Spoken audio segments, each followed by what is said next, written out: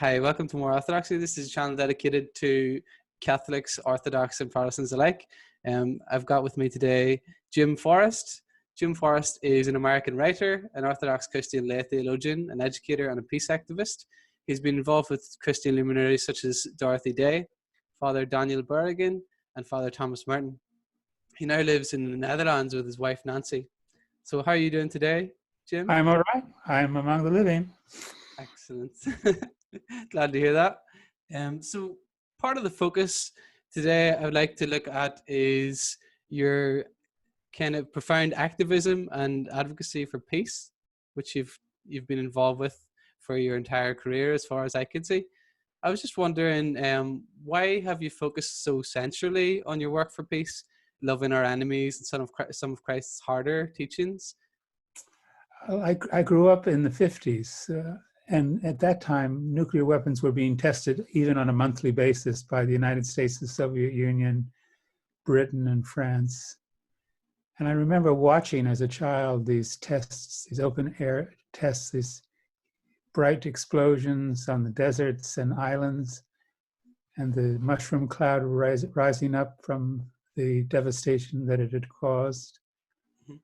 And thinking the chances of growing old in this world were not too great. The chances of dying of nuclear war were quite huge.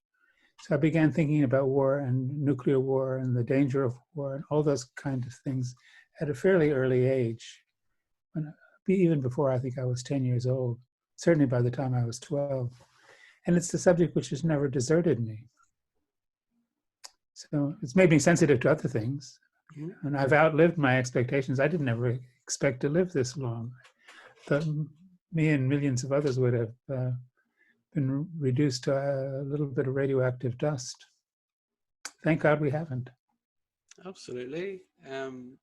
So what has really sustained you over these many years with the hard work that you've been involved in? Well, it hasn't been fear of war. It hasn't been fear at all. I think there are a lot of factors, but probably the most important one for me is simply finding my way into Christianity when I was a boy. I didn't grow up in an actively Christian family, although Christianity had influenced the values of both of my parents. But neither of them at the time I was a child were believers. My mother was a person on leave from the Methodist Church, trying to be an atheist. My father was also trying to be an atheist. His formation was Catholic. So I had a Catholic atheist and a Protestant atheist as my mother and father. Wow. And that influenced me, of course, but I had to make my own journey. And at a certain point, a friend invited me to come to church, happened to be an Anglican parish not far from where I lived. And I was very moved by the Eucharistic liturgy. I hadn't been very impressed by Protestant liturgies where the sermon was the main event, but where the Eucharist was the main event, really, even at the age of 11, 12 years old, 10 years old, made a huge impact on me. It led me to baptism. What is it particularly about the Eucharist that has played such a central role for you? And why is it so important? It's a good question. I haven't got a good answer. There was as if there was a magnet behind the altar that was pulling me toward it. I wasn't very much impressed. I mean, I didn't mind sermons necessarily, but I didn't like the church to be a classroom. I wanted to be a place of worship. Mm-hmm. I didn't want it to be an invisible blackboard in the place of an altar. So I was drawn to the Eucharistic form of Christianity, which of course meant initially was the Anglican Church, later the Catholic Church. And I still consider myself Catholic, but I'm a Catholic on loan to the Orthodox Church. Yeah. So one of the key figures in my own spiritual development, if that's not too pretentious, is Father Schmemann and his focus on the Eucharist. I think he really brings it to life. What was he like? Well, when I say I met him, I couldn't. It was not enough of an encounter to say what he was like, except that he had a kind of military bearing. He looked like he might have been an officer in the army, sitting very straight and very still, wearing what it seems to me a white robe or white clothing. Maybe it was the Paschal season. Mm, I went with Dorothy Day to a meeting that involved a small number of Catholics, Orthodox, and Anglicans. Dorothy Day was involved with this group, and he happened to be one of the people present that evening. amazing. I looked at him. I didn't know how important he was in the Orthodox Church. All I knew was he was an Orthodox priest, and he had this very special quietness and military bearing. That's a fascinating description. So I know you yourself have a military background. I'd like to talk to you about that soon. But first, if we might, I want to know, you spoke there of Dorothy Day. So she was obviously one of the most profound radical Christians of the 20th century. I was wondering what first got you interested in the radical Christian way of life, then moving from that almost secular background with your atheist Methodist mom and your atheist Catholic dad, or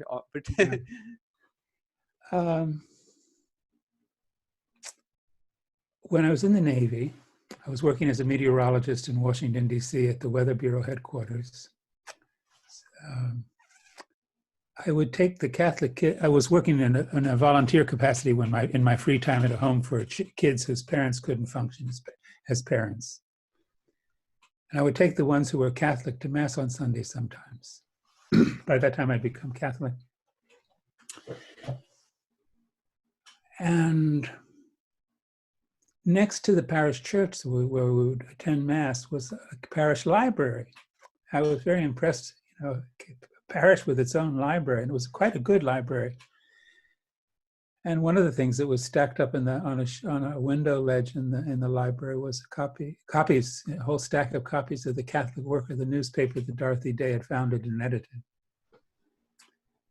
And I was just, first of all, I was attracted by the appearance of the paper. It was a black and white, simple newsprint, tabloid, with very interesting artwork and interesting typography.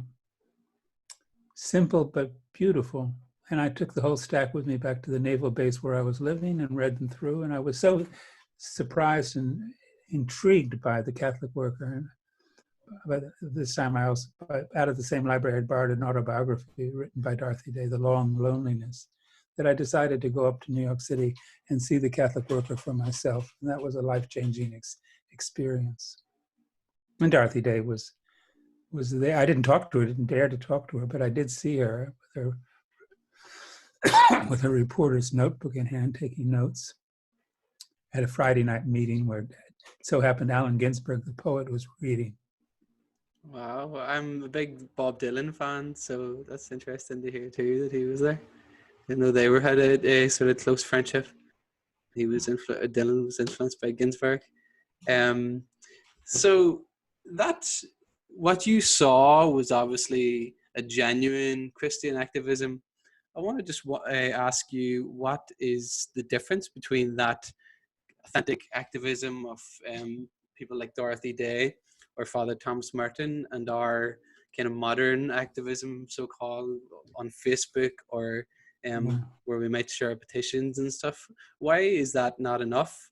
And can you also say what differentiates Christian activism specifically from maybe some of the secular alternatives or different interest groups? Well, the word activism is a funny sort of word because it's built around the word active, and I'm not that active. Me neither. I've always been. I would say I've been a reluctant activist. I'm not. By temperament, it's not an activist temperament. I don't long to take part in demonstrations. Quite the contrary, I try to flee from them. Mm-hmm. I'm a reluctant participant in protests. I'm not a very protest-driven person. Thomas Merton was much less so than I was. I mean, he was living in a hermitage at the end of his life on the grounds of the monastery in Kentucky. He didn't carry any picket signs, didn't go to any demonstrations, and yet people do describe him as a Christian activist. And I think if we mean by activist somebody who is trying to be responsive to the time that he or she is living in, that's quite different.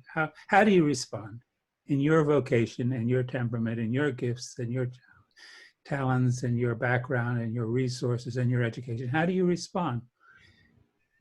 It's not a one-size-fits-all answer.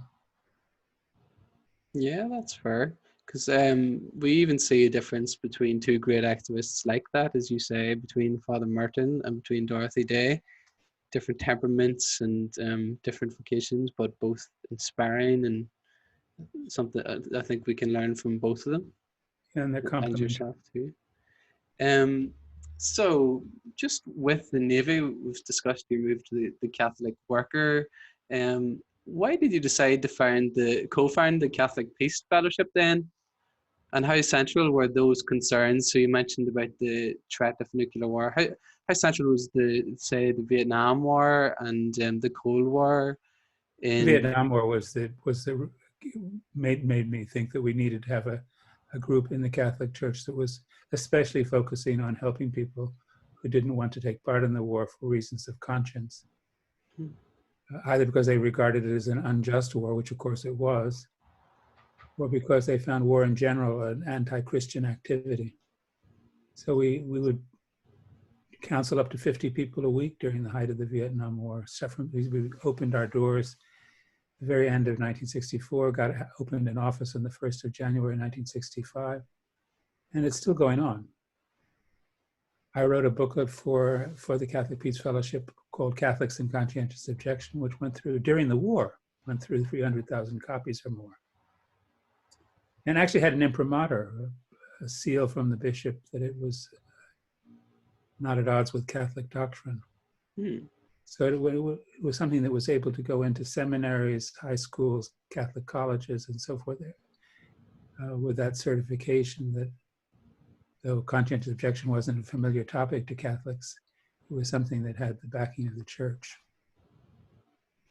So now you live in the Netherlands, and I believe you first moved to the Netherlands a lot earlier. How and why did you move there particularly?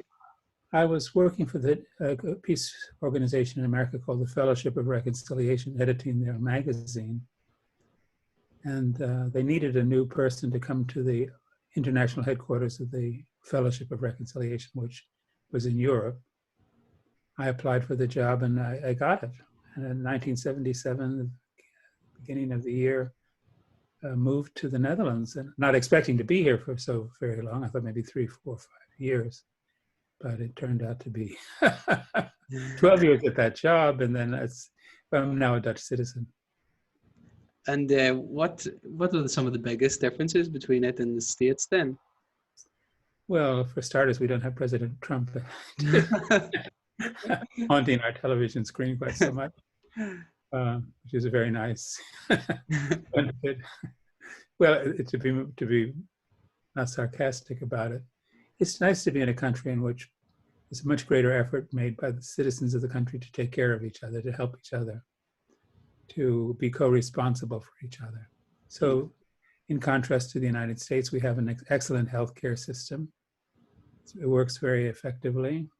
Of course, it's under enormous strain at this particular moment, but it's still functioning. I think there's a basic Dutch attitude that if everyone feels a certain degree of security, the whole society is healthier. And if we start abandoning people in society, the society goes downhill. It's not a particularly idealistic idea. It's just sensible. Is there anything then on the flip side that you particularly miss about the USA? Well, I miss the environment. There's no Grand Canyon in the Netherlands. Yeah. There's nothing of that sort. We don't have any dramatic scenery. We're the large part of the country is sort of pancake flat. We do have national parks, but they're not the sort of thing that the National Geographic is likely to focus on in the next issue. I miss that. Yeah, that makes sense. I've actually been blessed to go to the Grand Canyon. It was beautiful. I'd love to go to Yellowstone and a few other places too. They look gorgeous. My wife worked a whole summer in Yellowstone. Wow. Did she enjoy it? Did she get to see? Oh, she loved it. It was one of the great periods of her life. Amazing. And I've been there briefly one time. I was traveling with a Vietnamese Buddhist monk named Thich Nhat Hanh, and we had a free day in Montana. And with our rented car, we drove down to Yellowstone and had a day-long look at it. It was a wonderful, wonderful experience. So we have nothing like that, of course, in the Netherlands. And I miss these things. So just to take it back, who were some of your key influences growing up then? And why did they move you so much? I was raised by my mother, who was a reading person, house full of books. Books were very important. I've recently published a memoir, and if I'd had more space to write about books, I would have written the book twice as long, because books played such an important part in my intellectual and spiritual formation as a child. And comic books too. So. What were some of the key books for you then? Oh, it depends what year of my life you're looking at. And one year it would have been probably Treasure Island and books like that. And another year it might have been science fiction. I was eating science fiction like potato chips. Wow. Do you like the old Star Wars movies? Yes, although they don't age well for me. Mm. You know, I find they're not great films. They're at the time they were very exciting, and they still hold a certain more nostalgic than a cinematic greatness. Yeah. I was just asking particularly because I have been rewatching them recently. It's just on my mind. I actually didn't really enjoy them that much as a kid, but I appreciate them more now. Funny enough, I'm more interested in things like symbolism and the mythic structure, and I know the influence of Joseph Campbell was there upon those movies and stuff. So. Like The Empire Strikes Back holds up well. That's the one I've been watching. I started there last night. I must finish it today. So, you've come to know some of the most inspiring persons of the 20th century. I was wondering what made those persons so distinct. You mentioned Dorothy Day. We've mentioned Thomas Merton. I started reading Merton when I was in the Navy. It had an enormous impact on me. It made me think seriously about perhaps I might become a monk someday.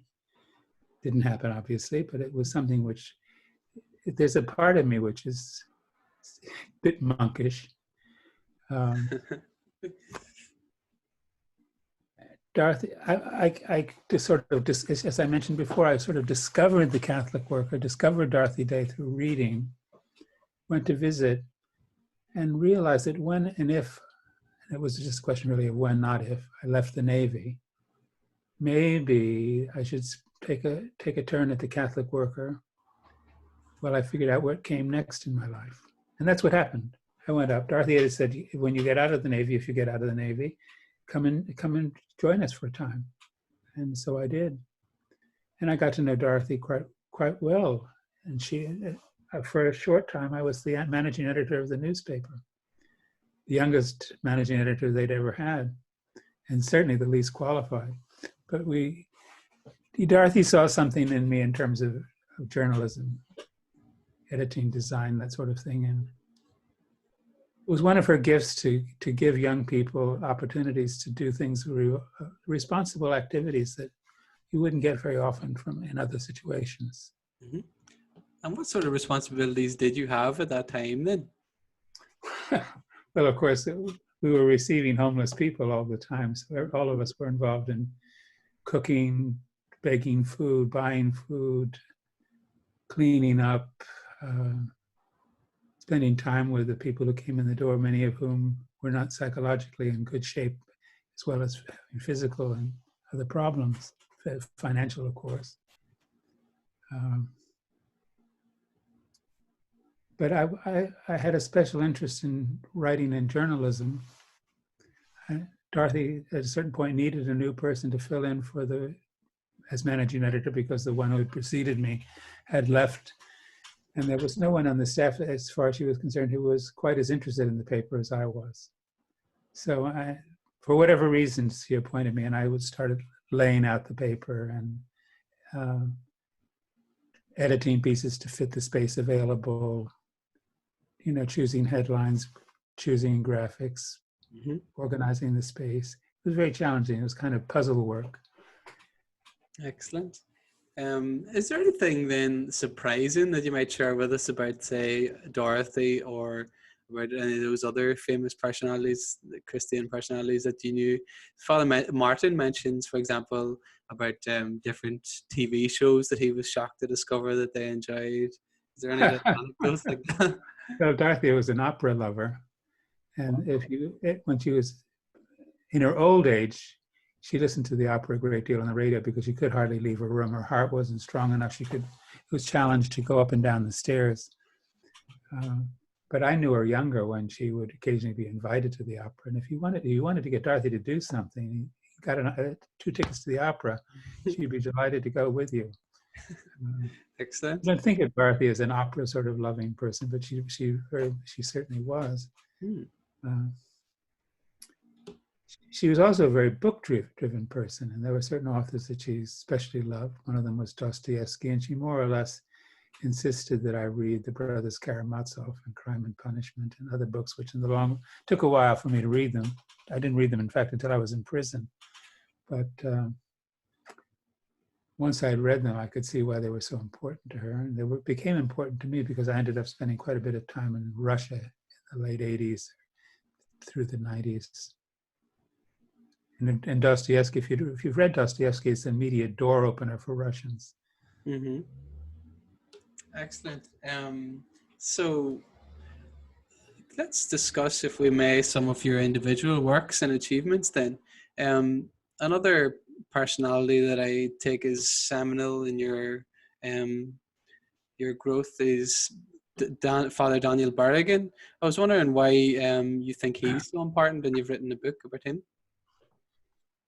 I met Dan when he was teaching at Lemoyne College in upstate New York. Dorothy had been invited to come to a little gathering in somebody's living room where Dan would present a paper.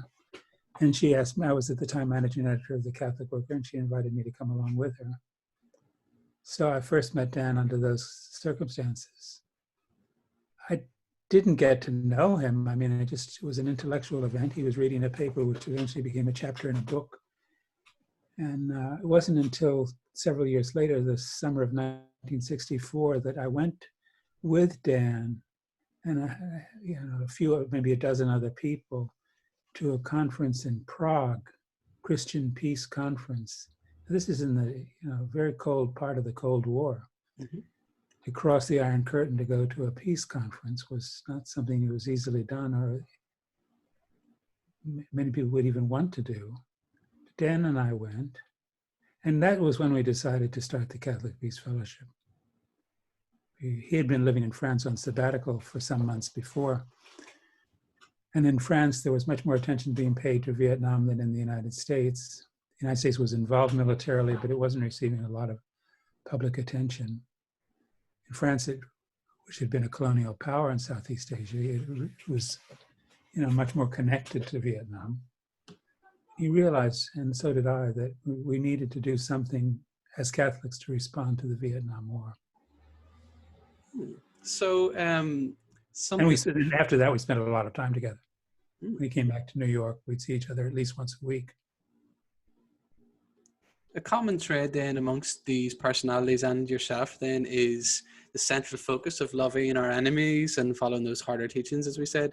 I was just wondering why you wrote a book about loving our enemies particularly, and what sort of practices. Well, I don't think anybody finds it easy to love an enemy. I talk about, the subtitle of my book, Loving Our Enemies, is something like following the hardest commandment. Mm-hmm. It is the hardest commandment. How do you love somebody that you, by definition, can't love, don't want to love, and whose life you don't wish well for? His bad news is your good news. Mm-hmm. So, of course, a lot of my life has been involved with people attempting to love enemies. We see examples of it very much in the life of people like Dorothy Day. or in the calendar of the saints, people like St. Francis of Assisi, but there are thousands of saints that give models of what this is all about. So at a certain point, I realized that I should, as a writer, as a Christian writer, I ought to focus a book on this topic. Are there What any? does it mean to love? What is, what is, when we talk about love, are we talking about something sentimental? Because if so, it's impossible. Or are we talking about a way of relating to people that respects their humanity, even if you absolutely disagree over certain basic issues? Mm-hmm.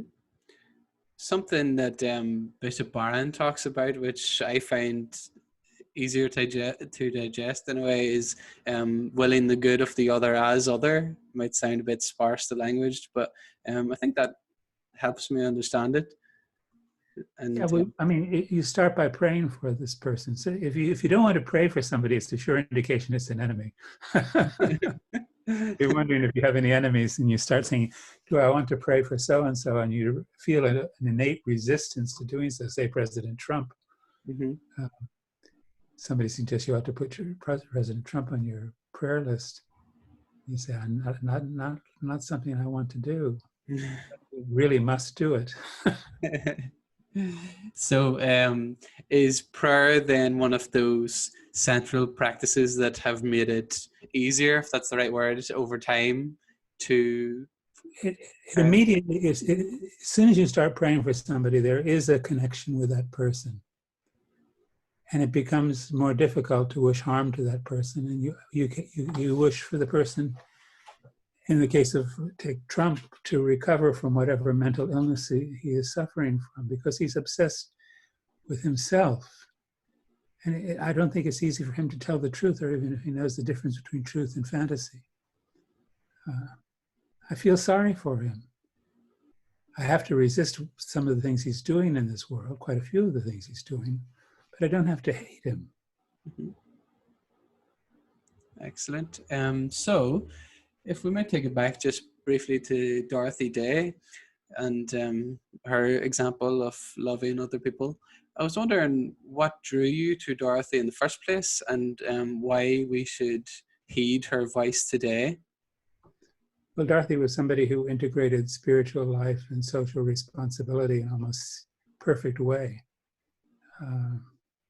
When you listen to Pope Francis in the last few years, almost any homily he gives, any talk he gives, any encyclical he publishes, you realize the kind of Christianity that he's describing is the kind of Christianity that Dorothy Day lived. She lived it very unselfconsciously, very simply. It was a life that centered on prayer and hospitality. If you start seeing a connection between prayer and hospitality, you find yourself deeply troubled by the things in this world which are opposed to hospitality. Instead of, the works of mercy, which were the central point of Dorothy's vocation, feeding the hungry, clothing the naked, giving drink to the thirsty, housing the homeless, caring for the sick, visiting the prisoner, mm-hmm. classic works of mercy. If you start thinking of those things as being more important than anything else in your social life, then it makes it much more difficult to burn people alive, destroy the water supply, destroy whole towns and cities, and all the things which are opposed to the works of mercy. Mm-hmm. So you begin to think, what can I do to make this violation of the works of mercy less frequent,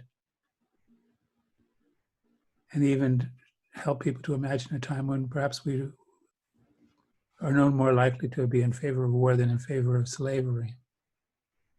Mm-hmm. Excellent.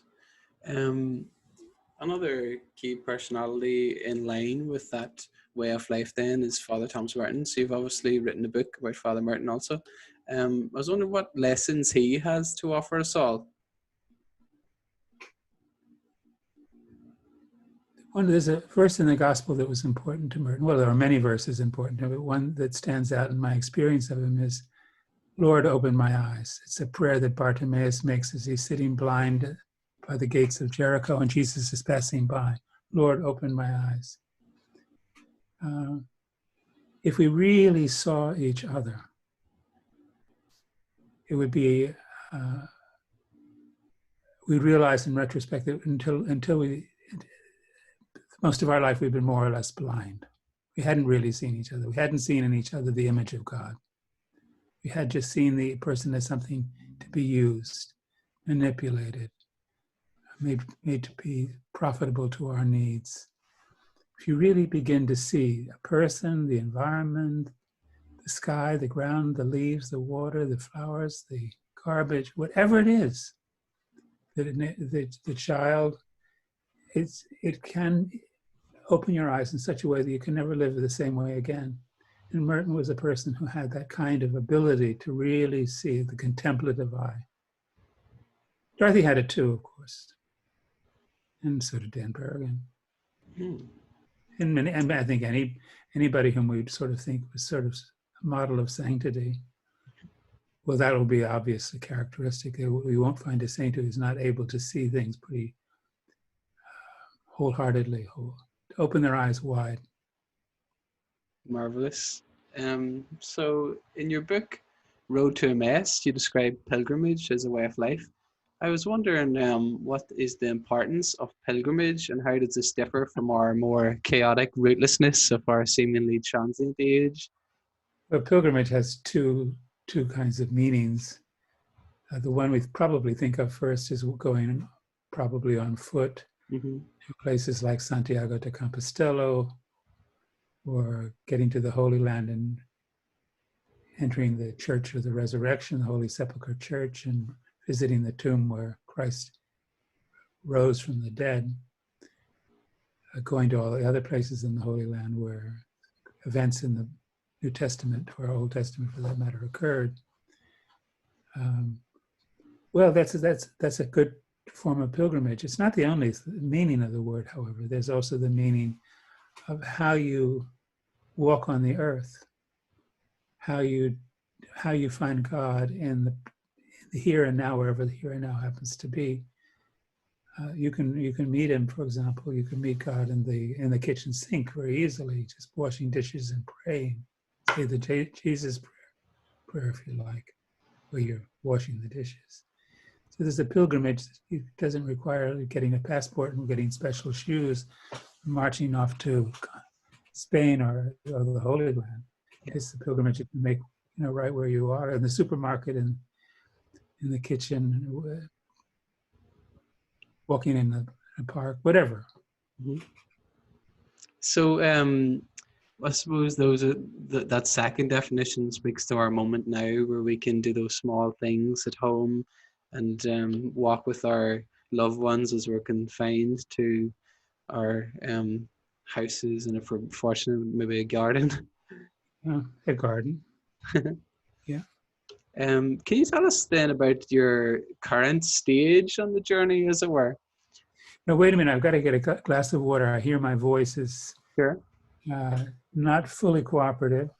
No problem. So wait just a sec.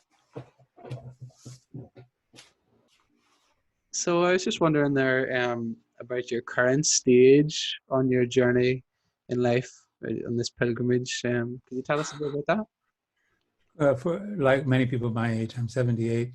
Grandchildren are a big part of my life. I have 10 of them.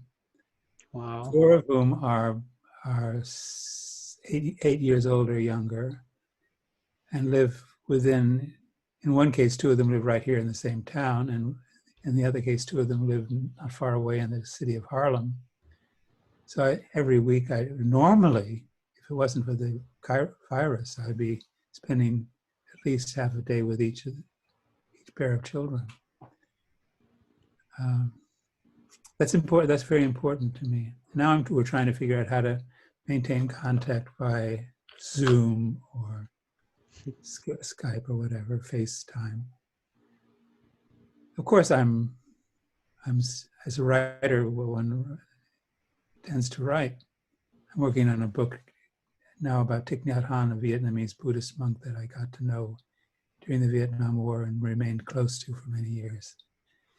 Lived with for a time in Paris or other parts of France. Excellent. You've also written another book about, it's called named Wormwood File, based on C.S. Lewis's classic The Screwtape Letters. I was just wondering, what would you say to those who maybe wish to explain away demons today, or um, especially considering the power to deceive of demons and um, unseen forces to deceive and distort our notions of what is good, etc. People don't even take it seriously. Do you think there's any danger there? What do you think that is? It seems to me that every time we experience the temptation to do something we know is seriously wrong, we're having a head-on collision with a demon. It may simply be a dark part of ourselves. Who knows? I can't explain demons. I can only say that you don't have to live long to experience them in one way or another in your life. Mm-hmm. C.S. Lewis, of course, famously wrote in 1943, in the middle of World War II, his Screwtape Letters. And I was going to give a copy of the Screwtape Letters to a cousin of mine in California when I thought I'd better read it first. I hadn't read it in quite a long time. And I discovered that the book is certainly a work of genius and also at times very funny, but not at all timely, because the world that C.S. Lewis was describing in 1943 is a very different world than we live in today. The temptations that people are faced with are quite different. For example, abortion was unthinkable in 1943. Today, it's very thinkable. Mm-hmm. Pornography existed, of course, has always existed, but it was much less accessible.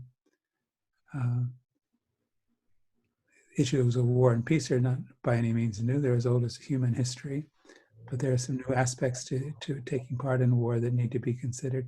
And you can consider them in terms of temptations and the ways in which demons can use even our temptations to do virtuous things for selfish and ego-centered, ego-driven ways. So it was interesting to write a new series of letters in the tradition of Screwtape, addressing contemporary problems.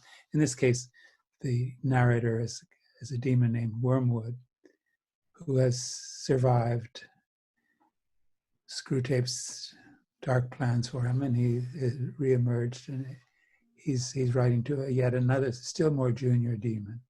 So it's a correspondence which hopefully is more funny than anything else, but I hope in its funny way communicates something of value for readers in our world. Marvelous. So yet another book that you've written is on the topic of confession, Doorway to Forgiveness. I was wondering what brought you to write about confession, and why is this constant forgiveness so important for keeping the peace? I think especially in an age of what we call keyboard warriors and cancel culture, where people kind of everything is remembered but held against people maybe much later, and it can be very damaging for their careers. I was just wondering about how we might manifest forgiveness in that time. Of course, a Christian life without dealing with recognition of failures is hardly a Christian life. The things that I do that are wrong or which point me toward doing things that I'm ashamed of, things that I wish people wouldn't know about, push us to seek, if it's possible, to receive forgiveness, to seek it. And if I do you a wrong, if I abuse you or use you in some way for selfish purposes, it could do great harm. It could do harm to you that would be enduring. And I would need to turn to you and ask your forgiveness and hope that we could make a fresh start in our relationship. And it's the same in our relationship with God. We don't realize to what extent we're at war with God and the things that we do to each other that are damaging. So writing about confession, what it really is supposed to be, how it can be done, how it emerged gradually in the church, the history of confession, and then collecting stories from people who have either had important confessional experiences or have witnessed significant confessions, to talk about, write about what they experienced, what happened. I think it makes a useful book. It's one of the books I'm most pleased at having written. Excellent. Not a bestseller by any means, but quality, not quantity. no. So, one other book you've written is about the church in Albania. Why did you think it was important to write about the church in Albania, and what can the church at large learn from them and their particular struggles? Well, Albania had the most severe form of atheist, let's say, it was more inclined to destroy places of worship than any other communist society. I don't think at the end of the communist period there was a single place of worship in all of Albania. If you were found at Easter time to have some broken bits of Easter egg, red-dyed eggshell, you would very likely be sent to a prison camp. If there was anybody who saw you making the sign of the cross, prison.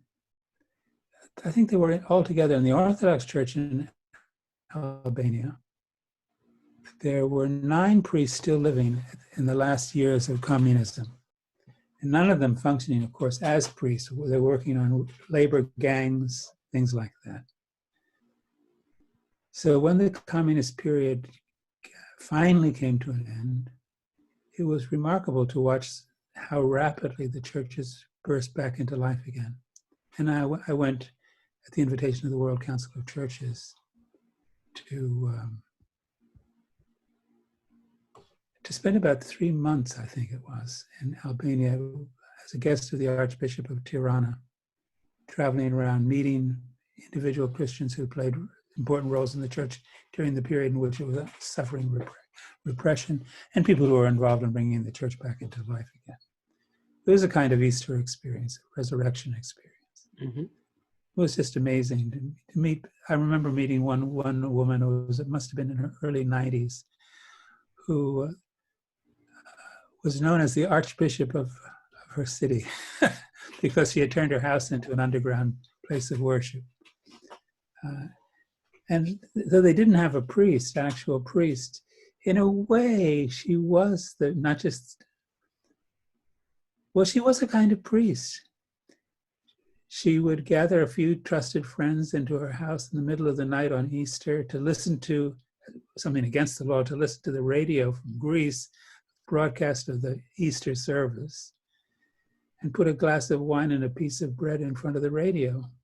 And they had to regard this as having been consecrated along with the bread and wine on the altar in Athens, because that's as close as they were going to get to having any kind of communion. It was very helpful and moving to meet people like that, who risked their lives to keep the church alive. And the person who had become the bishop of Korça, which is the name of the city in southern Albania, where this was going on, the man who became the bishop, eventually archbishop, was baptized in her living room when he was a boy. And he's the one who calls her the Archbishop of Korça, the bishop himself. Wonderful. Talk about the ordination of women. So I guess that focus on resurrection speaks to us now during this COVID-19 crisis, and also I guess to places like China and any harsher persecution happening out there. So that's beautiful to hear. You've also written about the Beatitudes. I was wondering what makes the Beatitudes so distinct from other teachings, and how they really impressed upon you, and how might we bring them to the center of our daily lives then? Well, when you look at the New Testament, the first of the 4 Gospels is Matthew's. It's not accidental that Matthew comes first. It's not necessarily the oldest Gospel, but it's the one in which there's the most extensive presentation in a compact form of Jesus's teaching. It's called the Sermon on the Mount. In several chapters early on in the Gospel, we hear Jesus proclaiming the basic aspects of Christianity, the most basic. And there's even a more compact summary of the Sermon on the Mount in the first 8 or 9 verses, where we have the Beatitudes. Blessed are the poor in spirit. Blessed are they who mourn. Blessed are the meek. Blessed are the pure in heart. Blessed are the peacemakers. Blessed are they who hunger and thirst for justice. Blessed are they who are persecuted for righteousness' sake. Well, you get us from blessed are the poor to blessed are they those who are persecuted, a kind of shortened, ultra compacted gospel. What does blessed mean? It's a question word curious people would be probably wanting to know. When we use the word blessed, what are we saying? What was it in Greek? Well, the Greek word is makarios, which is an interesting word. It says much more, if you pay attention to its Greek meaning, than blessed. It could be translated as beyond death, free of death. They've entered into immortality. So you could say, blessed are the poor in spirit. It could be instead, risen from the dead are the poor in spirit. Risen from the dead are they who mourn. You're free of a life driven by fear. So anybody, any child can memorize the Beatitudes and carry them around inside of you for the rest of your life. In the Orthodox Church, we sing them every Sunday as the gospel is carried into the congregation in the first of two processions, the second being the procession of the gifts with the bread and wine. And we sing the Beatitudes every week. And it's a very helpful text to carry in your memory and your heart, to look closely at it verse by verse, sometimes word by word. And a very, it's a short book. Blessed are the poor in spirit becomes perhaps more meaningful after you've had a chance to spend some time looking at a text like that. Wonderful. So central to my reversion to Christianity as an adult then were icons. You've written a book about icons, praying with icons. I was wondering what drew you to icons, and how do they differ from art as we know it, and how might they affect our spiritual lives? Yeah. Well, initially it was more or less a fight to even appreciate them at all. I just regarded them as belonging to the kindergarten of Christian art. Very compared to, say, the great paintings of the Renaissance. Well, what were these? Sort of cartoon drawings or comic book illustrations. It took a long time for me to begin to see them as a kind of struggle to portray at once first of all, in the images of Christ, his divinity and his humanity at the same time. You don't do that by just photographic replication of his face, although that has to be part of it. The church does remember what he looked like and is able to carry that memory forward in time through iconography. But how do you show his humanity and his divinity at the same time? Then you see what a struggle it was for the church through its iconographers to gradually discover a way to present those two qualities seamlessly in one image. Then, of course, the other icons emerged mostly because of the martyrs. The church was very influenced by the suffering that people went through to preserve the faith in times of persecution, and they were numerous. And when a saint, a martyr, was buried, they saved the relics if they could, if any part of their remains were findable, and would put them in special places. If you visit Rome, for example, you find any number of churches that are founded over the bones of martyrs. And you don't just remember them as names, you remember them as persons, as people, physical beings, and you remember their faces. Sometimes we don't remember their faces, they've been too lost in time. But whenever possible, an icon tries to carry forward the memory of the face as well as the memory of the person, and to make that person more real to the viewer and more accessible. So for both Catholics and Orthodox, and increasingly for Christians of other traditions, icons have become important again. Mhm. Marvelous. Part of what drew me to them was the fact that it shows the value within the Christian faith for the creation itself, and that God works through creation to speak to us, if that makes sense. Yeah, You find that it does. marvelous. So you've already spoken a bit about your current and future projects, that you'd like to write a biography about the Buddhist monk that you're friends with. I was wondering, is there anything else that you feel that you still have the passion to get involved with? I can deal with one project at a time. Yeah. I was lucky to know Thich Nhat Hanh. He made Vietnamese culture very real, not only for me, but for many people. And he went on to become world famous as a teacher of mindfulness. When I knew him, nobody knew who he was except people in Vietnam. Yeah. He was a famous poet and educator. But as a result of his work for peace during the Vietnam War, he became widely known in the West. For many, many years, until quite recently, lived in France. Now he's back. He had in France a major stroke, which nearly cost his life.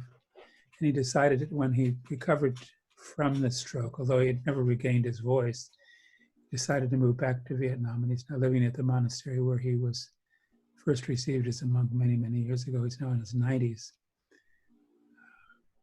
He has a particular appreciation for Christianity. When I was living with him, he would often talk about saints. He was interested in Christian saints, interested in the gospel. He's written a book called something about listening to the Buddha, listening to Jesus. He's not certainly his theology, if you would call it theology, is not orthodox, but it is very sensitive to the sacred. And he's a wonderful teacher of meditation, of prayer, of contemplation, of mindfulness. Yeah. So I thought, well, I owe it to the memories I have, the many things, that conversations that I recorded with him, drawings he made in my notebooks, experiences we had together, to somehow put it together in some kind of narrative. Excellent. Sounds most exciting. Working on that now. Yeah. So at both an academic and at a personal level, what would you like your legacy to be then? Yeah, I saw that when you sent me your questions. I thought that one sort of stood out. Legacy. I've never thought for 5 minutes about a legacy. It's the day-to-day business being alive. That's all. Legacy. If there is a legacy, it'll take care of itself, not me. I have no ambitions for a legacy. For enough, sufficient. The days people are off, I guess. Thank you very much for joining me, Jim. It's been a pleasure to talk to you. Well, I was happy that we been making contact the last year. Yep. To be part of your call it ministry. Thanks very much. If it merits that description, then so be it. Hopefully we can earn that kind of title. So I'll leave some descriptions or some links in the description below on YouTube for your books and some of your work with the Orthodox Peace Fellowship, and if people that would like to follow your work and get to know more about you, they can do that there. And just once again, thanks very much, and God bless you. I hope you come and visit us one day. Sounds good. Once the doors are unlocked. Yeah.